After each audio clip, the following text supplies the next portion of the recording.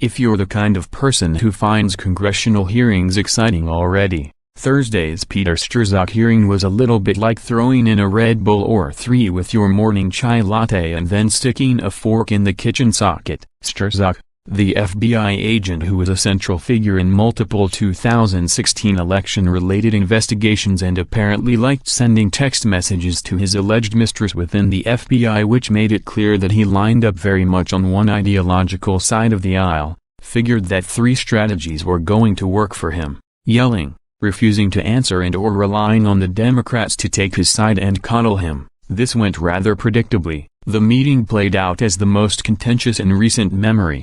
The only hearing I can recall was British MP George Galloway's 2005 rant-fest in front of Senate Subcommittee on investigations regarding accusations he manipulated the Iraqi oil for a food program under Saddam Hussein, and was riveting watching, if mostly just for the rhetorical joust with someone who came with no other intent but to have an argument.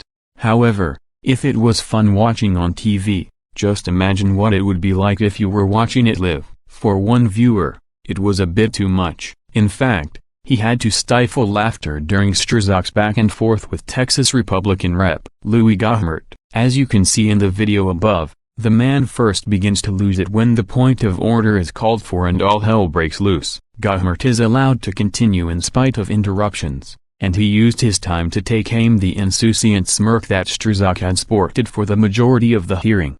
"I've talked to FBI agents around the country," Gohmert said. "You've embarrassed them, you've embarrassed yourself, and I can't help but wonder, when I see you looking there with a little smirk, how many times did you look so innocent into your wife's eyes and lie to her about Lisa Page?" Ouch. That elicited a cacophony of calls of outrage from Democrats on the committee, and a huge effort to suppress a laugh from our friend in the back. "I suppose as hilarious as this is, there's a reason why this is serious." Yes, Rep. Gohmert's statement was indeed a rough one, and I suppose I'll leave it to you to decide whether it was called for. It came after the FBI agent who was in charge of the Hillary email investigation and had already penciled her in for the White House, with an ominous warning that the FBI could stop any Trump presidency, sat there with a weird smile and insisted that nobody should have had an issue with his texts and that anyone who did was just using them for cynical reasons. Thursday's hearing wouldn't have turned into such a circus if Strzok had simply answered questions in a reasonable manner and not decided to yell at House Republicans because he thought they had no case. Instead,